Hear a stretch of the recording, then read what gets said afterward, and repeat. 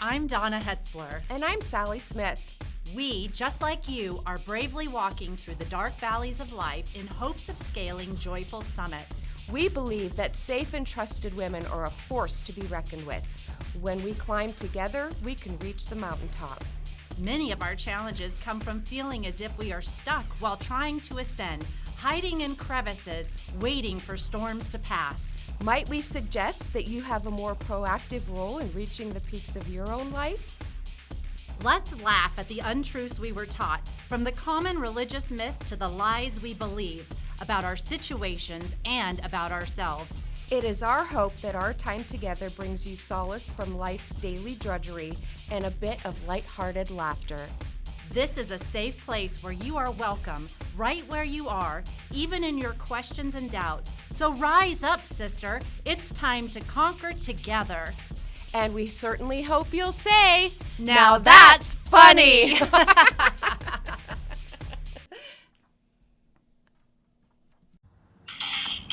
Welcome to another episode of That's Funny.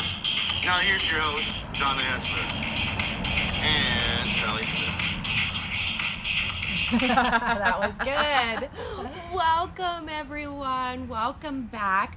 We were so excited last week to share our 50th episode with you. That was exciting. I know, and I actually got a lot of feedback from people that, like, they were so excited for our 50th episode. Oh. And that, like, they keep trekking, don't stop. I love that. I know. So we're doing it, sister. Well, I like that they're sending you, "Don't stop."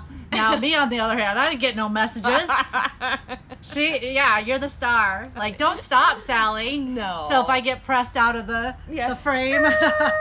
No. I'm teasing. Not at all. Thank you for letting us know that we're on track and that, we're ministering and you're helping us, as we've always said that. Like, right. We're going through all of this, and then you really stretch us in these topics, because then we have to think, pray, like, how would we handle that? What would we do? What would we say? Yes. So. Well, we're going to continue on with our little topic. Oh, great. Yes, are you ready? Yes. The topic is "This too shall pass." Now that's funny. Well, this too shall pass. What a statement. I know. That is not scriptural. I know. As is all of our little, topics that we do. But I have kind of formulated a practice around this, and I'll give it to us at the end, because we like to practice these things, right? So we're going to talk about that at the end, but then let's talk about why we shouldn't say "this too shall pass." First of all, you're going to get punched in the face, or someone's going to like ghost you or something, right? They're not going to like that. It is not helpful in the situation. But the analogy that I thought about is gardening. And I am not a gardener, so like I'm going out, I am stretching out of my box in this one because I am not a gardener. But first of all, instead of saying "this too shall pass," can you plant a seed? Can you plant a seed into somebody? And the seed is in the form of a question. And, it's kind of like, are you okay with just being the seed? I feel like we want to fix everything, right? Right. So we got to have all the right answers, all the right scriptures. Let me lead you to Christ. This too shall pass. Don't be sad. Like all these things. And it's just, I can feel the tension just talking about it, because it's all the wrong things. The right heart condition, but we're saying the wrong things. So my question to you and all of you is, are you okay with being just a seed? And once you plant that seed, are you okay with letting it grow the way it's supposed to, right? Because the person's got to tend to that seed.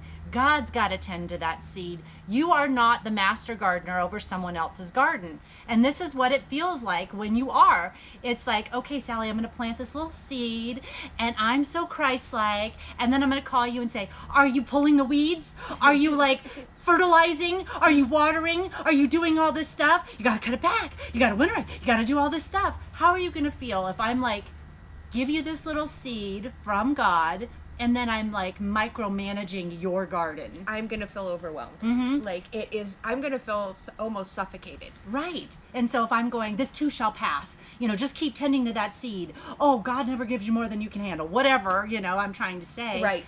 I'm like anxious because I want you to be okay. Right. And it's coming from a good spot, but it's not being received in the right way. But it's not being received, right. Does that help? It really does. Well, you know, it kind of just always reminds me, you know, when you said seed, I just think of that little mustard seed, you know. So if we know our purpose is to plant that little seed, yes, you know that you might just be that one seed along the path of this person's life. yes. So that one little tiny seed, you may have just planted that in their soul. You know, Right. that you never know. The whole point of this is you never know What's gonna one happen. one thing said, one thing done. You can change the whole journey of this person by just that one little Seed.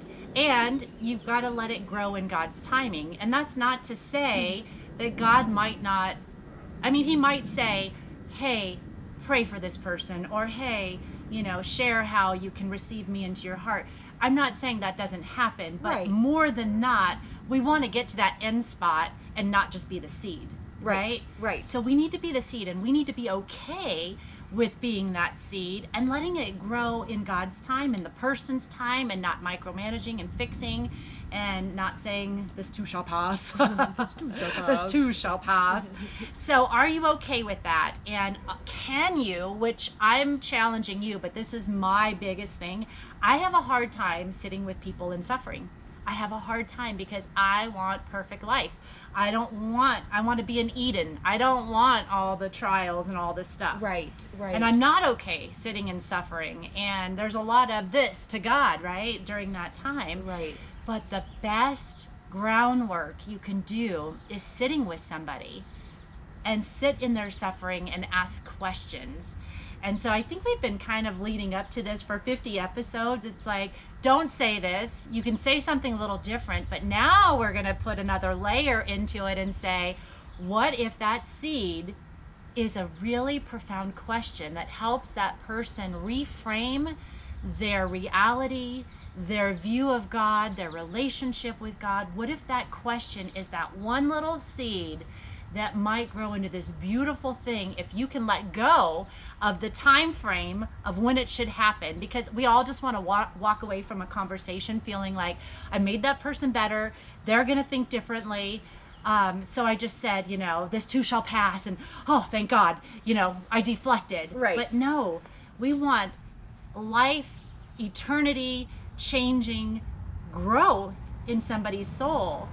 And in that, you've got to sit with the suffering and ask the questions, And right? you've got to ask the thoughtful questions. Right. So You what know, does that look like? So like if I'm out to lunch with someone and they have just told me that they have a terminal diagnosis, Yes. I'm not going to say to them, this too shall pass, you know. But I can feel the like anxiety, like, oh my God, you just got, you know, you want to say something, the know. right thing, the right way. Right. So what seed questions would you ask? Well, I think you could say something along of the lines of, first of all, oh my goodness, you know, like, I'm so sorry. This must be so This must difficult. be so difficult Yes. for you. How are you processing this? You could say something, what are you doing to tend to your soul? Oh, I like that. Yeah. And, you know, sometimes, in asking these questions, they may not have an answer. Right. That is okay. So that is kind of where you have that pause or that silence. Yes. It's okay to have that silence. If they don't have the answer, they may not have the answer right now. But Yeah. you've asked that thoughtful question, and you have not dismissed what they just told you. Right. Because it can sound very dismissive. Oh, this too shall pass, or God has a better plan for you. Right. No. Even though we know all of this, no. No. I'm saying no. Don't do that. Don't do it. Yes, and I like this idea of they might not have the answer. Mm-hmm. So if they don't have the answer, and it's probably very situational, right? On right. how much you press. Right. But in giving them the grace to say, it's okay if you don't have the answer. I'm just curious, or I'm curious how you are, you know, tending to your soul yeah. during this time that is really difficult, this journey, or, you know, how is this stretching your faith? What do you think about God? Right. What are your thoughts about God during this time? And just sitting with that. and not rushing to the end, because the end might come, you know, like where they're going to circle to might be in that conversation. It might be in the next conversation. It might not be for years, Right. till somebody processes that. Right. And so we're saying, don't rush to the end. Really let God guide you and know the difference between your motivation and what God's leading you to do.